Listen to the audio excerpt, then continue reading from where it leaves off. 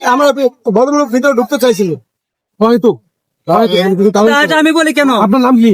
আমার নাম মামু। মামু, আমার নাম হলো মোবারক, আমি চাকরি করি বদরে। আমরা কালার এবং বদরে একই মালিকের কোম্পানি। এখানে কালার চলে, আমরা এখানে বদর চলি। তো আজকে কালারে একটা মিলাতের মাহফিলে অনুষ্ঠান হয়েছে, আমাদের যে বোনটা মারা গেছে ওই বোনের মাহফিলে আমরা আসলাম উদ্দেশ্যে সামিল হওয়ার জন্য।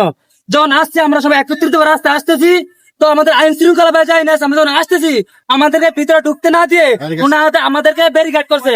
আমরা ওনাদেরকে ব্যারিকেড থেকে আমরা ঢুকার জন্য যখন নাকি ভিতরে, তখন ওনারা আমাদেরকে পিকআপ করাইছে, গুলি ছুড়ছে এবং বিভিন্ন ধরনের এই যে ইটপাটকেল করে আমাদের দুজন মহিলা আহত করেছে, ছেলে আহত হয়েছে। নাম তো মহিলা নাম বলতে পারতেছি না।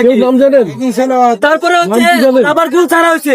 আমরা যখন নাকি অনেক আহত করছে, এখানে আছে এখানে।